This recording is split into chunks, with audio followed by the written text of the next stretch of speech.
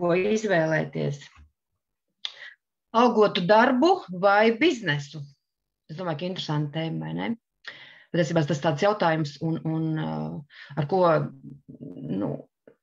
katrs cilvēks patiesībā kādreiz savas dzīves laikā ir nonācis šādas izvēles priekšā, un kad ir jāsaprot, uz kurieni virzīties tālāk, uz kurieni iet, ko darīt, kur attīstīties, kur pelnīt naudu, kur arī mācīties un tā tālāk. Tātad šodien mēģināsim atrast atbildi uz šo jautājumu.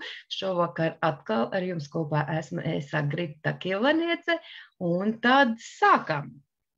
Tātad arī es kādreiz savā laikā pabeidzu augstskolu un sāku strādāt. Un tā dara ļoti daudz cilvēku. Viņi pabeidz augstskolu, citreiz pat vairākas augstskolas un aiziet strādāt. Ja, kāds aiziet strādāt pēc savas profesijas, kāds ne pēc savas profesijas. Īstenībā tas ir diezgan bieži, kad cilvēks pabeidz iegūst kaut kādu savu specialitāti, bet viņš iet un strādā pavisam citu darbu. Tas ir diezgan bieži. Ja? Bet, viss, ko cilvēks, protams, ir izvēlējies, tā ir viņa izvēle. Jā, sākumā, tāpat kā visi normāli cilvēki, tas bija Padomju Savienības laikā, arī es strādāju savā profesijā, strādāju skolā, bet, kad mani pirmo reizi iepazīstināja ar industriju šo te, tad es pašā pirmajā reizē jau izdarīju izvēli, un jau tad es gāju šo te ceļu, kā, protams, ka nevar uzreiz nogriezt tik rasi, paņemt un aiziet no darba un nodarboties tikai ar šo te industriju, tāpēc, ka mēs zinām, ka neviens biznes nedod ienākumus uzreiz. Sākumā tev ir jāiegulda, un pēc tam tikai tu redzi tos augļus, ja. Bet es jau tanī mirklī, kad es pirmo reizi iepazinos ar šo industriju, sāku paralēli savam algotajam darbam nodarboties ar šī te biznesa veidošanu. Ja? Un kāpēc es izvēlējos to darīt? Un kāpēc es negribēju turpināt strādāt skolā par pedagogu? Es tomēr redzēju, ka tas man nedos iespēju augt. Izskatīsim, vienkārši piemēru. Ja? Piemēram, es esmu algots darbinieks, vai ja kurš no jums ir algots darbinieks. Ja? Tātad vienalga, kur mēs strādājam. Piemēram, cilvēks strādā ofisā. Ja? Piemēram, viņš ir ofisa menedžers. Ja? Foršā mats. Ja? Tātad cilvēks strādā ofisā. Viņš atnāk uz darbu, viņš nosēž tur, viņš strādā tur vai no 9 vai 10 līdz 5 vai 6, ja, teiksim, kāds, kuram tas grafiks, bet, pieņemsim, ka tās 8 darba stundas, tas cilvēks atnāk un tur nostrādā.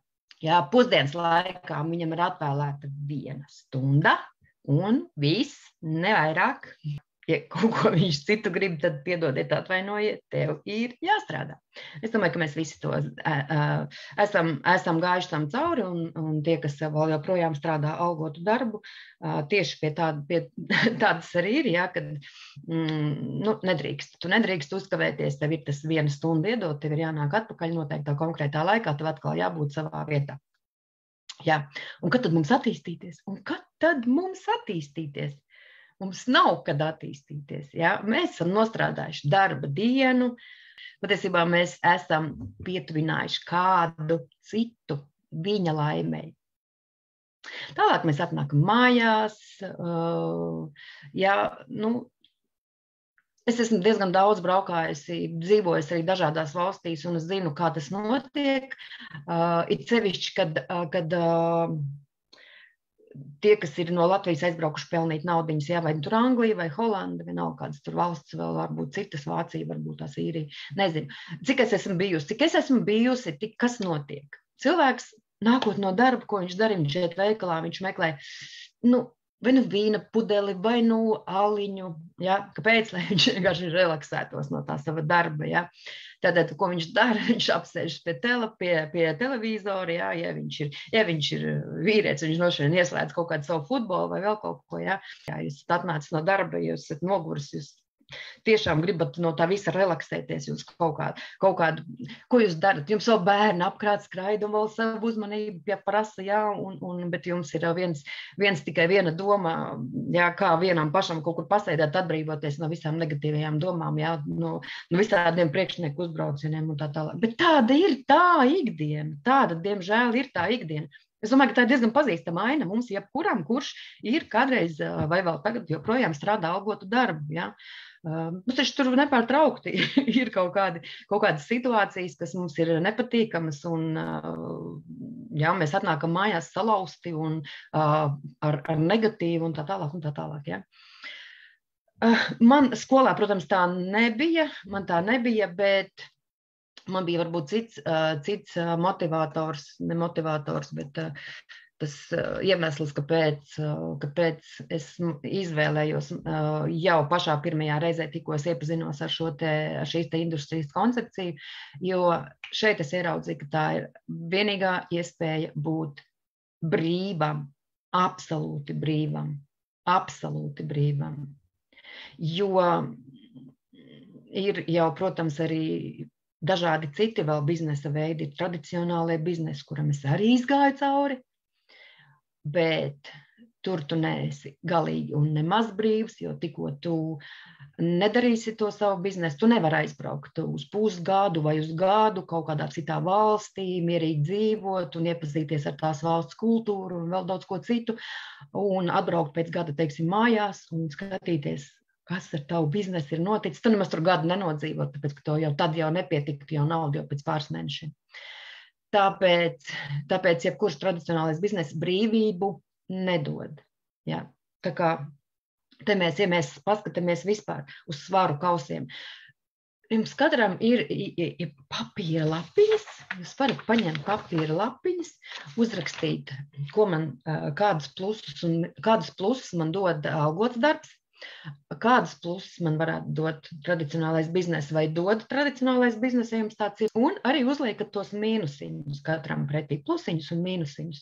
Ja, un tādā veidā jūs apmēram varēsiet izanalizēt, kas tad ir labāk priekš jums. Un tā vienmēr vajag darīt pie jebkuras situācijas, ka rodās kaut kāda situācija, kaut kāds izvēles priekšā jūs esat, vienmēr paņemat tos variantus, izliekat un saliekat tur, ko viņš man dod, kādi man būs plusi un kādi varbūt būs mīnusi, ja es aiziešu, teiksim, izvēlēšos šo te variantu. Ja?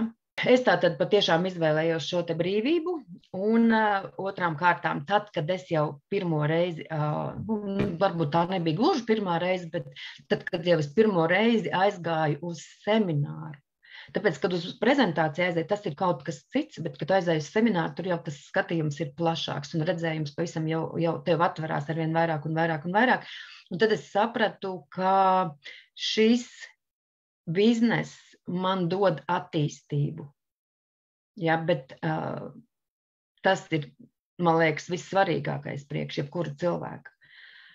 Tieši šī te attīstība un nevis kādu, piemēram, rutīnā es būtu. Es arī tur, paskatāmies, panalizējam, labi, es eju uz skolu, jā, darbs man patīk, viss ir kārtībā, bet tā ir rutīna, tāpēc, kad es praktiski visu laiku daru vienas un tās pašas darbības, jā. Un paliek jau kaut kādā brīdī garlaicīgi, tur būs tas skolotājs un tu tur mācīs un darīs vienu to pašu tos 40 gadus un nekas jau nemainīsies. Aizies, izdarīs darbu, atnāks mājās, izdarīs atkal mājas darbs, atkal aizies, izdarīs darbs, atnāks mājās, izdarīs mājas darbs un šādā te diezgan rutīniskā ceļā arī to dzīvi nodzīvos. Ja? Un diezgan bieži pat arī šajās situācijās pat nesanāk. Tu esi pārguris, ja? Tev atnācis mājās, tur nemaz vairs neko negribās, tev vispār neko negribās. Vienkārši tiešām gribās vienkārši relaksēties, atpūsties, ieslēgt televizoru. Jā, tāds notiek. Brīvība ir tas vispār, ko es pat izvēlējos, bet otrs momentiņš šo te attīstības ieraudzīt tieši tajos biznesa semināros, kur šīs te tēmas jau tiek iztirzātas, un tu saproti, ka tu jau nemazam nevari to savu biznesu attīstīt, ja tu nebūsi, ja tu neaugsi. Ja? Un starp citu ir arī tāds momentiņš, kad daudz cilvēku atnāk varbūt veidot šo biznesu, ja viņi ar sevi nestrādās. diemžēl diezgan pagrūti būs izveidot šo te biznesu, tāpēc, ka biznesa iet līdz tavai personības izaugsmai. Tavi rezultāti iet līdz tavai personības izaugsmai. Un tas nepārtrauktais darbs ar sevi, nepārtrauktais, bet tas, man piemēram, viņš ļoti, ļoti patīk, man viņš sagādā vienkārši kolosālu gandarījumu, ja, ka tu salīdzini, piemēram, starp citu, tu vari salīdzināt sevi pirms, un es sev varu salīdzināt tagad, ja, tas nozīmē, ka tur ir divi cilvēki, tur ir tāda viena Agrita, kura bija tur, un te tagad ir praktiski pavisam cits cilvēks, ja, tas ir tieši saistīts ar šo te nepārtraukto pašizaugsmu, nepārtraukto mācīšanos un nepārtraukto attīstību. Par biznesu runājot, jā, tas ir grūti, tas patiešām ir grūti, to es viennozīmīgi varu pateikt. Un ja jums kāds saka, ka reku nāc baigi forši, atnes naudiņu un nekas nav jādara, sēd uz dīvānu, skaidri savu kāpostu, ja? Tas diemžēl tā nav. Tā diemžēl nav. Es domāju, ka jūs saprotiet, par ko es runāju, un ja jums kāds to piedāvā, tad visticamāk, ka mans ieteikums būtu, es arī esmu kādreiz uzķērusies uz šīm te lamatām, jā, bet par cik tajā pieredzē es esmu bijusi, noteikti nevienam neiesaku, bet, ir cilvēki, kuri, kamēr paši nav apdedzinājušies, tomēr grib pamēģināt, tā atkal ir viņa izvēle, un ja tā ir viņa izvēle, tad es arī cienu viņa izvēli, lai viņš iet un mācās, jo tas ir pavisam normāls process. Jebkurš cilvēks šeit ir atnācis iegūt savu pieredzi, ja? Un cits mācās no citu kļūdām, cits mācās no savām kļūdām, un tas ir absolūti normāli, ja viņš tur iet un dedzinās. Lai viņš dedzinās, kamēr viņš sapratīs. Tas ir tāda lieta, ko es nenosodu, jo es saprotu, es tev pateicu, negribu klausīt, labi, ej dedzini savu reputāciju, ej dedzini, jā, ko var darīt, neko nevar darīt.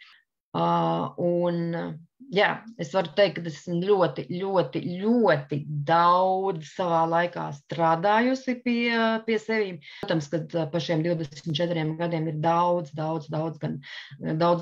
esmu mācījusies gan maksas, starp citu treniņos, gan bezmaksas, jā, dažādos, gan no grāmatām, gan visādos variantos. Un, protams, kad nekad neviens cilvēks savā attīstībā nevar beigt attīstīties, tāpēc, ka mēs attīstamies mūžīgi, un mēs tāpēc arī šeit uz šīs zemītes esam atnākuši, lai visu laiku augtu, attīstītos un nevis sēdētu uz vienas vietas, tā kā kādreiz atceros padomu laikā, deva ordeni, ka tu 40 gadus biji nostrādājis vienā darba vietā, tu spieda roku un teica, baigais malacis, tu esi 40 gadus, tu esi nostrādājis vecīt vienā vietā, baigi super. Ja, šodien tas tā noteikti nav, tāpēc, ka tajā vienā darba vietā nostrādājāt, diezgan viņš tur, labi, es domāju, kad jūs atceraties padomu laikus, jā, kā tur vispār strādāja, kā tur vispār bija tā sistēma. Bet es domāju, ka tu par baigo pašizaugsmu, par baigo kaut ko tādu runāt diezgan vai varēja, jo drīzāk tur varēja runāt par kaut kādu amatu pirkšanu un vēl kaut kādām tādām lietām. Ja? Bet ko es gribu teikt, kas šeit vēl ir kolosāls, ir šeit parādījies vienkārši kolosāls daudzums ar paziņām no visas pasaules. Kur jūs kaut ko tādu dabūsiet? Jo jums ir draugi, man piemēram ir draugi gan Āfrikā, jā, šobrīd jau pat Vietnamā ir draugi, Amerikā draugi, visās Eiropas, praktiski ne visās, ļoti daudzās Eiropas valstīs. Praktiski gan arī visās, tā arī varētu teikt, jā. Jordānijā tikko uzradās, jā. Eģiptē pats par sevi, es tur ziemoju, tur man vispār daudz draugi ir. Nerunāsim par visām bijušām Padomju Savienības valstīm, jā, tur pats par sevi. Ja, tad tas nozīmē, ka tu, jebkur, un galvenais, ka viņi ir patiesi draugi. Viņi ir reāli patiesi draugi, kuri tev vienmēr sagaidīs, ja tu, piemēram, pateiksi, es gribu aizbraukt pie tevis uz Vietnamu ciemos, viņš man noteikti sagaidīs, un viņš noteikti būs priecīgs, un es tāpatās viņu aicināšu pretī uz Latviju. Un kas var būt foršāks? Kas var būt foršāks? Tas ir tik vērtīgi, tas ir vispār nenovērtējami, ja? Šie te draugi, šie te paziņas, viņi sākumā ir kā paziņas, pēc tam jau mēs paliekam ļoti tuvi draugi, un tas manā skatījumā ir tik vērtīgs. Un galvenais tas, ka mēs viens no otra vēl varam bagātināties, mēs viens no otra vēl varam mācīties, tāpēc, ka mūsos katrā ir kaut kāda bagātība iekšā. viņš var padalīties ar kaut ko, kas varbūt tās priekš manis atkal ir vērtīgs. Varbūt es viņam varu dot kaut ko priekš viņa vērtīgu. Kas var būt foršāks par to visu? Man liekas, ka vispār nekas foršāks nevar būt. Ja? Tādēļ vien šeit ir vērts strādāt. Kaut vai bez naudas, kaut vai bez algas, tādēļ vien šeit ir vērts strādāt. Ja? Ka šeit cilvēki ir atvērti, šeit cilvēki patiešām nāk ar visu savu sirdi un savu dvēseli, un kādam no malas liekas, tie tur kaut kādi jocīgi ir. Ja? Tāpēc, kā ir pieņemts, ka normāli cilvēks ir aizvērts, normāli cilvēks nevienu nekomunicē un ir noslēgts un aprunā citus, un visi viņam ir slikti, un nekas viņam nav labi, tas ir normāli. Un ja tikko cilvēks ir atvērts un dalās un priecīgs, tad tā ir sekta uzreiz. Ja? Jā, ir laikam, nezinu, arī nenosodu. Tas ir cilvēka viedoklis, viņš varbūt tās ir nesen atnācis uz zemes mācīties, varbūt pirmo reizi atnācis uz zemes mācīties, viņam varbūt tas tā patiešām arī izskatās, varbūt, ka viņš vēl nāks daudz reizes mācīsies, un tad jau beigās viņš sapratīs to pašu, ko mēs tagad saprotam. Tas ir tas pats, kas rekur kādu cilvēks, maziņš bērniņš atnāk pirmajā klasītē, viņš nemāk tikpat daudz, cik tur 11 gadnieks vai augstskolas students. Ja? Tā kā tas ir normāli, un mēs to arī visu pieņemam. Un arī mācām cilvēkam nekad neapvainoties uz kaut kādiem šiem te visiem nosodījumiem un šiem te visiem. Ir, protams, ka grūti, ir diezgan pagrūti sagramot, sevišķi sākumā ir ļoti grūti sagramot, kad tev iet pāri un gāžās šitas te viss sektas un piramīdas un kas tik tev viss tur un kur tu esi iekļuvis atkal. Un, ja. Protams, kad ir grūti un sāpīgi sākumā, bet ir jānorūdās. Un tad, kad tu esi norūdījies, tad tev viss, tas vienkārši smieklīgi liekas, tev liekas, vienkārši tu paskaties un tev cilvēku un pasmēni, domā, labi, staigā ar savu rāmīti, staigā. Gan jau, pienāks laiks, tad tas rāmītis nokritīs. Tā kā, jā, šajā industrijā mēs ļoti daudz uzzinām, ļoti daudz turpinām uzzināt, jo es saku, mēs nekad nebeigsim mācīties, un arī katru reizi, kad mēs braucam uz fórumiem, kad mēs ļoti daudz ceļojam, arī tā ir šī te vēl privilēģija, un ceļojam pa visu pasauli, pat šogad es esmu, cik daudz jau nebija, katru mēnesi kaut kur braucu, jā, tas nozīmē, ka tu arī šo te daudziem cilvēkiem taču praktiski ceļojums ir tāds tā kā saldais, tā kā saldā maize, ja viņi krāja naudiņas tur visu gadu, lai kaut kur varētu aizbraukt vienreiz gadā paceļot. Tas kā reiz attiecas uz algotiem darbiniekiem, tāpēc, ka viņš nemaz nevar atļauties paceļot, jo viņam atvaļinājums ir vienu reizi gadā, diemžēl. Pa sestdienu, svētdienu diezvēl viņš aizbrauks uz kaut kādām siltajām zemēm, diezvēl sanāks. Tā kā arī tā ir vēl privilēģija, ka mēs vēl varam izbraukāt pa visu pasauli ceļojumos, ja, tā kā jā, un par to, kad par naudiņām, teiksim, par tiem pašiem braucieniem un ceļojumiem. Daudzi nebrauc uz pasākumiem, citreiz pat arī uz diezgan tuvām valstīm. Kāpēc? Tāpēc, ka viņam ir bailes iztērēt kaut kādu naudu, ja tas taču maksā. Tur man jāmaksā būs par viesnīcu, tur man būs jāmaksā par lidmašīnu, tur man būs jāmaksā vēl par kaut ko un vēl par kaut ko. Tas taču ir par dārgu, es atbraukšu mājās, man vairs nebūs nekāpēkšu, un ko es tālāk dzīvošu, kā es vispār tālāk dzīvošu. Skatieties, kas notiek tajā brīdī. Tātad cilvēks ir sev totāli programmu uzlicis. Viņš ir uzlicis tātad, es visu iztērēšu, man nekā nebūs, es būšu bez kāpēks. Kā jūs domājat? Programma taču strādā. Kad jūs kompī ieliekat programmu, kā viņi strādā savādāk, viņi strādā tieši tā, kā jūs to programmu uztēlējāt. Kā jūs domājat, ka jūs smadzenēs galvā savā apziņā ieliekat programmu, teiksim, par tiem pašiem braucieniem. Bet kāpēc šodien par tiem braucieniem runāt? Tāpēc, ka pirmkārt mēs tikko paši atbraucām, un otrkārt šodien vēl es tikko klausījos vēl pēc fóruma šo te webināru, kur mēs joprojām vēl skatos, ka visi vēl neviens nav nomierinājušies, visi vēl tajās emocijās virmo, jā. Ir šī te nabadzīgā cilvēka domāšana un ir bagāta cilvēka domāšana. Un šī te nabadzīgā cilvēka domāšana jūs nekur citur neaizvedīs kā pie nabadzības.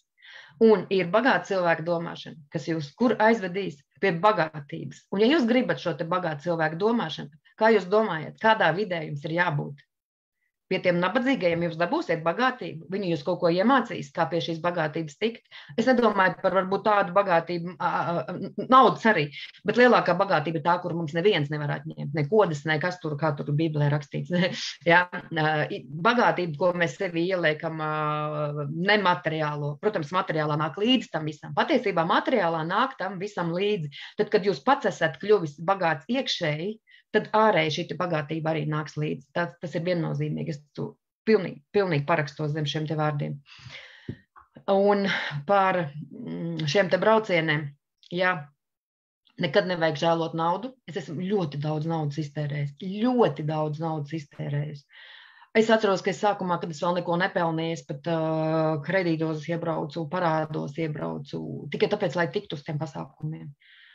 Bet es nevienu mirkli nenožēloju. Nevienu pasākumu, uz kur es esmu bijusi. Es nerunāju tikai par šo te kompāniju, kurā es šobrīd darbojos, runāju par jebkuru arī agrāk, kurā es darbojos. Nevienu mirkli nenožēloju, nevienu vietu, kur es esmu aizbraukusi. Nevienu mirkli, nevienu santīmu es nenožēloju. Kādu santīmu? Tur bija daudz naudas, ja? Bet, ja jūs gribat attīstīties, ir jāiegulda un ir jāmācās dot. Jo kamēr mēs, protams, tikai ņemt, mēs neko nedabūsim. Mēs, protams, tikai ņemt, un mums mums ir jāmācās dot, vispirms dot, un tad tev taps dots. Tas arī ir likums. Tā kā es patiešām esmu ļoti pateicīga, ka pirms daudziem, jau 24 gadiem mani īstenībā, es atceros, kā tas bija. Tas bija tā, ka pie manis atbrauca mana brāļa sieva. Viņa teica, pietiek sēdēt mājās. Viņa tā arī man pateica, vai braucam, tur kaut kāda forša prezentācija. Es viņai teicu, taču tu beidz, man neinteresē nekādas tavas prezentācijas, un es tur vēl kaut kādas ievārības vārīju, un kaut kādas tur, nezinu, pie katliem stāvēju. Viņa man vienkārši izrāva no mājas. Un es aizbraucu uz to prezentāciju, un es atbraucu, un es biju starā, un es uzreiz, jā, viņa pazuda. Viņa man izvilka no mājas, pat pazuda. Nevis pazuda, bet, nesāk darboties šajā sfērā.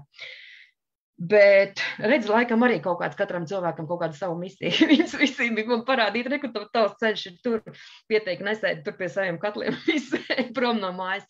Tieši tāds arī notika, un forši paldies, ka tas tā notika.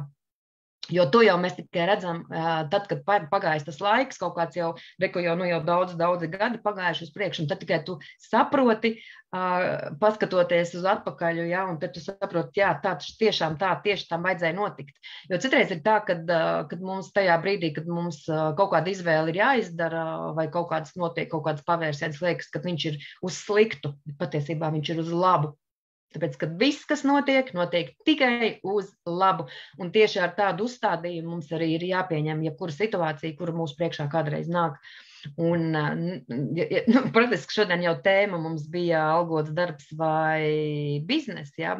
Bet ja mums, piemēram, nāk šī te izvēle, ja ļoti daudz cilvēku šodien to algoto darbu joprojām strādā. Un patiesībā, ja mēs, piemēram, tagad iziet uz ielas, un ja es tagad uztaisītu interviju un paprasītu cilvēkiem, cik viņi šodien pelna, un cik viņi, vai viņiem tas pietiek, un cik viņi grib pelnīt, tad droši vien, ka visi atbildētu, ka viņiem nepietiek ar to, ko viņi šodien pelna. Un visdīvainākais ir tas, ka viņi apzinās, ka viņi nenopelnīs vairāk, ka viņi nenopelnīs to savu vēlamo summu, kur piemēram, viņi ir nosaukuši. Un, jā, pats dīvainākais ir tas, ka viņi neko nedarīs priekš tā, cik tas ir bieži tas pats tie paši mūsu atteikumi, jā, kur, nē, tā taču piramīda, nē, tur tas, jā.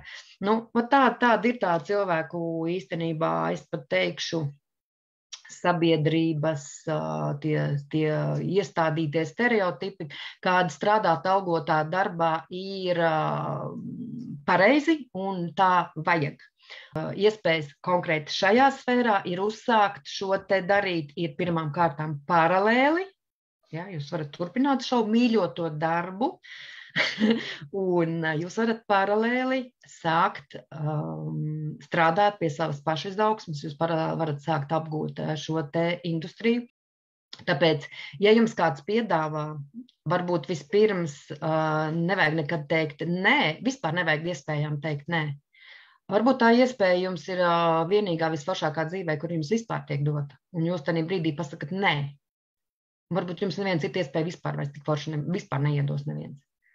Ja, tā kā nekad nevajag teikt nē, labāk pamēģiniet iedziļināties tajā lietā un mēģināt patiesībā, jo es zinu, ka lielākā daļa cilvēku nemīl savus darbus. Jā, ir darba vietas, kuras patiešām, varbūt tās cilvēki fanātiski ir iemīlējušies viss kārtībā, lai viņi to dara, bet lielākā daļa cilvēku nav tā. Es esmu arī strādājusi tajās pašās ārzemēs un zinu, kādas darbus tur cilvēki strādā, un viņi visi gaida, kad beigsies tā darba diena un kad varēs tikt ārā un atkal caur veikalu nopērkot kaut kādas vīniņas saliņas tikt mājās. Jā, tā kā, tas nav varbūt tas labākais.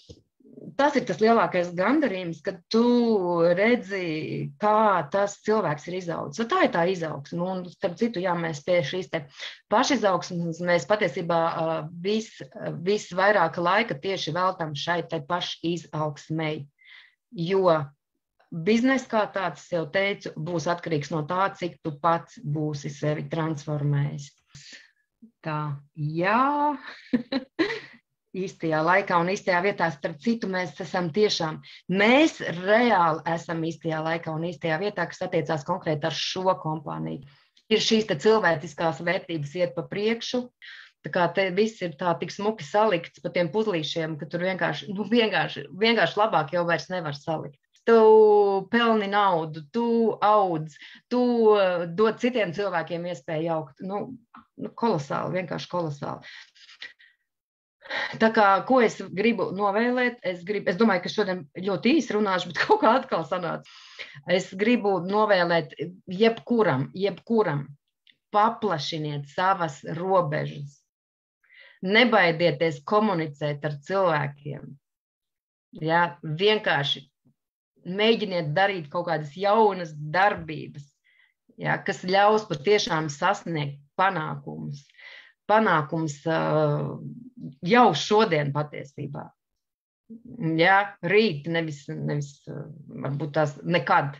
Varbūt tās nekad, ja jūs turpināsiet darīt to, ko jūs darat šodien, ja jūs neko negribēsiet mainīt.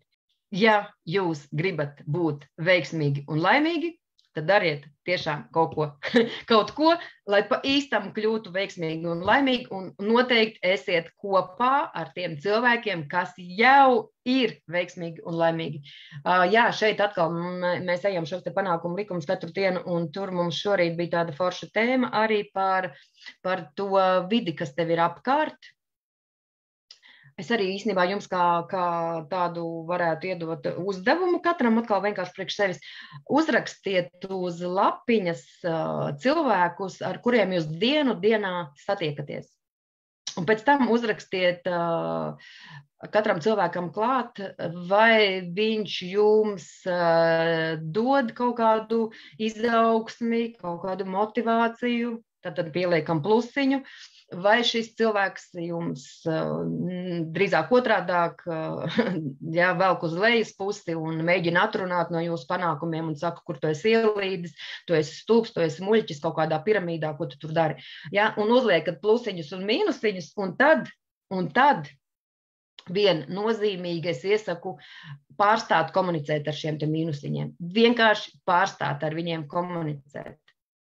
Jo, ja no tās vides, kas jums ir apkārt ikdienā, ja, tādi jūs arī paši veidojat sevi.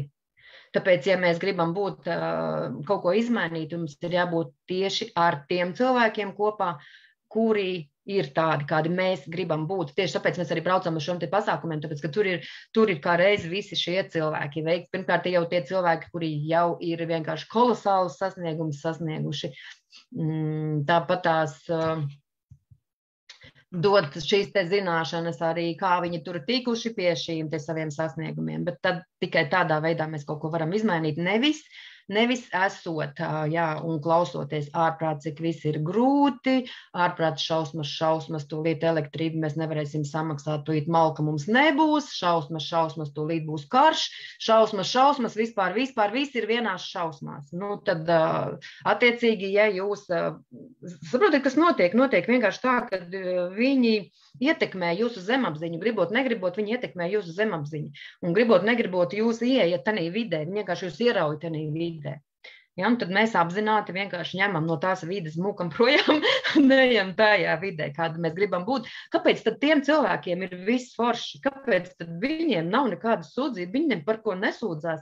Viņiem ir ja, neietekmē viņus, ka tur, ja viņi nesaka, elektrība būs dārgāk, viņi saka, vienkārši man vairāk jāpelna ir. Ja? Ja, tā ir izēja no tā, nevis, kad jāraud, ka tagad viss būs dārgi, un tagad viss būs šausmīgi, un tagad vispārībā. Ja? Tā kā, jā, tas ir viss saistīts ar mūsu apziņu, jo, ja mēs saprotam, tad mēs, protams, strādājam ar to, un ja mēs nesaprotam, tad mēs mocamies, un, diemžēl, arī tur neko neizdarīs, jo cilvēks vēl nav apzinājies. Gribu visiem vēlēt, lai jūs nepalaižat garām iespējas, nekādā gadījumā nepalaižat garām iespējas. Visiem patiešām gribu, lai jūs esat laimīgi, atvērti, komunikabli, lai jūs, ja jūs esat atvērti, kas notiek, kad mēs atveramies? Mēs atveramies un mums nāk ārā enerģija, un kad mums nāk ārā enerģija, tad mēs atkal piesaistam, tāpēc, ka, ja mēs esam aizvērti, no mums ārā enerģija nenāk, un mēs neko nepiesaistam. Tā kā tā, esam atvērti, nesam pasaulē gaismu, un prieku, un mīlestību, un tas ir šis te mūsu biznesa kolosālais. Ja gadījumā kāds klausās, kurš nav mūsu partneris, varbūt uzrakstiet, varbūt tagad jūs neklausieties, varbūt jūs ierakstu klausīsieties, uzrakstiet komentārā, kādu naudas summu jūs gribētu ideālā variantā nopelnīt mēnesī, un kādu algu jūs gribētu saņemt. Ja, tas tā diezgan interesanti paskatīties, par kādām summām, teiksim, jūs domājat, ja, un jā, tad šoreiz es beigšu, jāmēģina kaut kā atslēgties, un paldies visiem, kas klausījās. Super, man prieks, ļoti liels prieks. Tiešām man prieks vispār redzēt jūs visus, tāpēc, ka es jūs tiešām reāli visus ļoti, ļoti mīlu, tāpēc, ka jūs esat superīgi, jūs esat vienkārši fantastiski, man prieks tieši par tiem, kas jau ilgu laiku ir kopā un kas ir reāli transformējušies. Super, maleči. Atā!